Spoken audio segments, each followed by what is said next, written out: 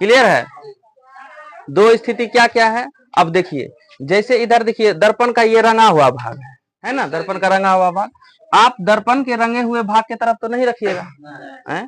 जैसे for example अगर देखें तो ये दर्पण है, मान चलिए इधर देखिए आपका चेहरा दिख रहा है ना है?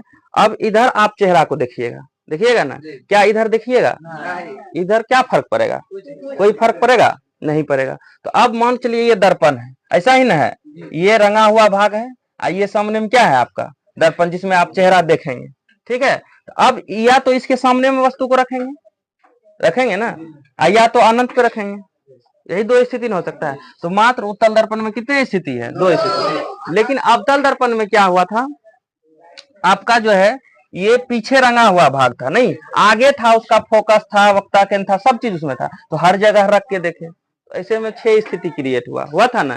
तो लेकिन यहाँ आप यहाँ इधर फोकस है ही नहीं, सब इधर है काल्पनिक तरफ है ना, इधर फोकस है ही, तो आप इसमें दो ही स्थिति, एक सामने में रख सकते हैं, दूसरा अनंत। इतना बात क्लियर हुआ। चलिए अब देखते हैं इसमें सामने रखेंगे वस्तु तो कहाँ बनेगा। अब देखिए ये सामने वस्तु रख दिए दर्पण के आगे में, ये मेरा कौन सा दर्पण है, उत्तल दर्पण। कौन सा दर्पण है, उत्तल दर्पण। अब देखिए ये सामने में वस्तु रखे, अब सामने में वस्तु रखे तो क्या होगा, इसके समांतर एक आपतित किरण आएगी जो परावर्तित होके, अब देखिए इधर तो जाएगी नहीं परावर्तित होके, काहे की रंगा हुआ भाग है।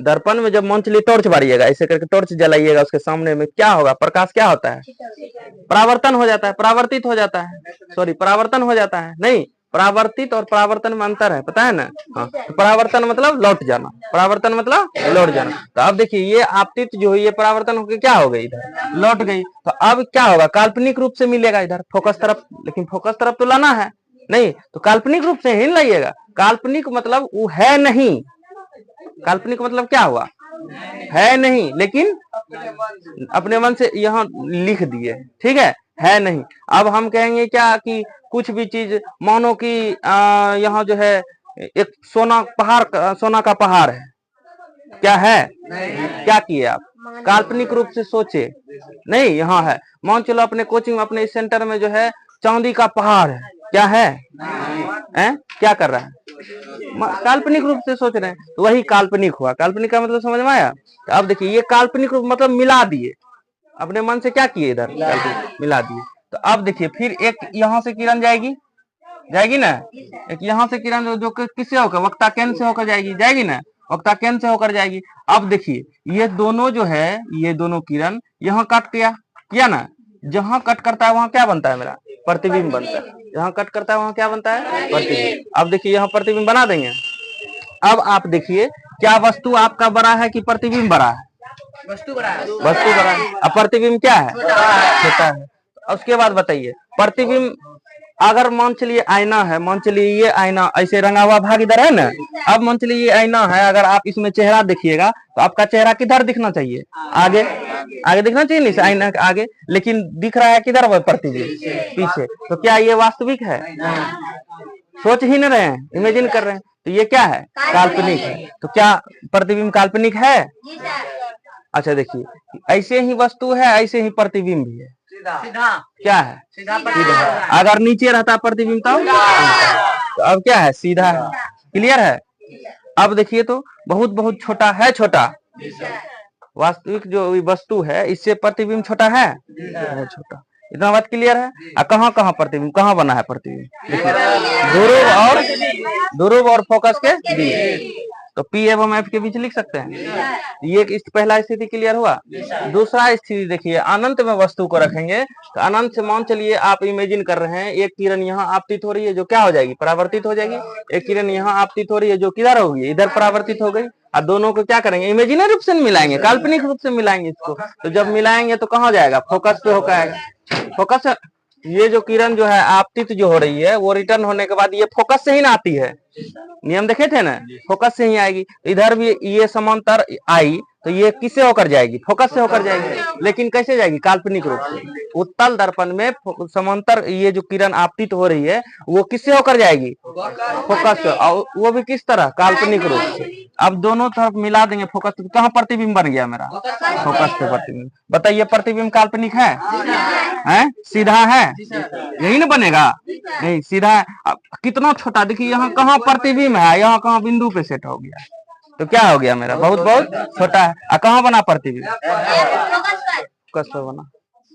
क्या बताइए इसमें किसी को दिक्कत? इसमें सिर्फ दो स्थिति बनेगा, एक सामने में रखेंगे वस्तु को और दूसरा अनंत। क्लियर है? दर्पण के सामने रखेंगे तो वस्तु प्रतिबिंब काल्पनिक बनेगा, सीधा बनेगा, बहुत बहुत छोटा और ध्रुव एवं फोकस के बीच में। अनंत पे रखेंगे तो किस पे बनेगा? फोकस। याद रह जाएगा? समझ में आया? एकदम सीधा याद रखना। उत्तल दर्पण में सिर्फ और सिर्फ दो स्थिति बनता है। उत्तल दर्पण में कितना स्थिति? दो स्थिति। पहला स्थिति दर्पण के सामने रखेंगे और दूसरा अनंत पे रखेंगे, ठीक है? और दोनों स्थिति में प्रतिबिंब कैसा बनेगा? काल्पनिक। दोनों स्थिति में प्रतिबिंब कैसा बनेगा? और अवतल दर्पण में कितना स्थिति में काल्पनिक प्रतिबिंब बनता है? मात्र एक स्थिति में, वो भी कहाँ रखेंगे? ध्रुव एवं फोकस के। बाकी अवतल दर्पण में कहीं रख दे, हर जगह। क्लियर है? ठीक। फोकस का दोष, फोकस का दोष किसको कहेंगे? या गोलीय विस्थापन, ठीक है? विस्थापन क्या होता है? एक स्थान से दूसरे स्थान। वो तो है ही, वो तो है ही, जो भी है विस्थापन, वो विस्थापन नहीं, वो विस्थापित हुआ। किसी चीज को अगर हटा के, जैसे कोई भी मजबूत, जैसे मान चलो हम हैं, ठीक है? हमसे एक मजबूत आदमी आया बलवान और हमको हटा के मेरा सीट ले लिया, तो वो क्या किया? हमको विस्थापित कर दिया। लेकिन यहाँ है विस्थापन। विस्थापन होता है कि आप मान चलिए आपका घर यहाँ है, क्लियर है? हैं? आपका स्कूल क्या है? यहाँ है, मान चलिए ये आपका क्या है? स्कूल है। आपके स्कूल जाने का जो रास्ता है, मान चलिए कि ये रास्ता है, ऐसे करके आप स्कूल जाएंगे, तो ये आप क्या तय किए? नहीं, तेरा मेरा जो तय किए आप, ये घूम रहे हैं, दिशा में परिवर्तन ला रहे हैं, ये क्या हो गया? दूरी हो गया। क्या हो गया? दूरी। अब यहाँ सीधा घर पकड़, यहाँ से आप घर से निकलिए और यहाँ सीधा आपको चलना है, ये क्या है? समझ में आया? हैं? अगर मान चलिए कि यहाँ से आपको घर जाना है तो कुछ नहीं देखना है, पेड़ पौधा स्कूल, सीधे जाना है घर, एकदम खेते खेत। क्या हो जाएगा? वो विस्थापन। क्या हो जाएगा? विस्थापन। समझ में आया? हाँ, चलो देखो, अब देखो वही गोलीय विस्थापन, यानी गोलीय विस्थापन या फोकस का दोष, यानी कि तुम्हारे फोकस में क्या दोष है, कुछ गलती है तो क्या होगा, ठीक है? तो देखो पहले क्या आता था, अगर प्रधान अक्ष के समांतर जो है कोई किरण आपतित होती थी तो वो किससे होकर जाती थी? फोकस से होकर जाती थी। किससे होकर जाती थी? सोचिए, अगर मान चलिए इसके द्वारक में दिक्कत है, यानी कि इसका जो प्रधान अक्ष बड़ा है या कुछ उलटफेर हो गया है, अगर मान चलिए ये जो है ये क्या कर दिया, आप ज्यादा बड़ा कर दिए, ये प्रधान अक्ष छोटा कर दिए, तो कुछ उलटफेर कर दिए, ठीक है? तो वही लिखा है, गोलीय दर्पण का द्वारक अगर बड़ा रहने पर प्रधान अक्ष के समांतर जो आपतित किरण है ना, वो दर्पण से परावर्तन के पश्चात फोकस से होकर नहीं जाती है। अगर आप सटीक बनाइएगा तब तो ये फोकस से होकर जाएगी ना, अगर कुछ उलटफेर कर दीजिएगा तो जाएगी फोकस से होकर। तो वही जो नहीं जाने की स्थिति है वही फोकस का क्या कहलाता है? दोष। अगर मान के चलिए कि आप ये दर्पण में जो है ये प्रधान अक्ष के समांतर किरण आ रही है, आपतित हो रही है, और ये फोकस से होकर अगर नहीं जाती है तो वो समझिए क्या है? फोकस का दोष। उसी को फोकस का दोष कहेंगे। यानी जिस स्थिति में गोलीय दर्पण का द्वारक बड़ा रहने पर प्रधान अक्ष के समांतर आपतित किरण दर्पण से परावर्तन के पश्चात फोकस से होकर नहीं जाती है। अगर फोकस से होकर जा रही है तो मतलब क्या है? सही है, कोई दिक्कत नहीं है। अगर फोकस से होकर नहीं जा रही है तो मतलब दोष है। नहीं, तुमको दिख रहा है तो तुम्हारा आंख सही है, नहीं दिख रहा है तो क्या है? दृष्टि दोष है।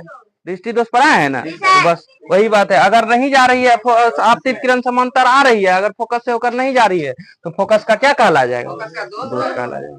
समझ में आ गया ना? एकदम छोटा सा टॉपिक था, किसी को दिक्कत नहीं? चलिए, धन्यवाद।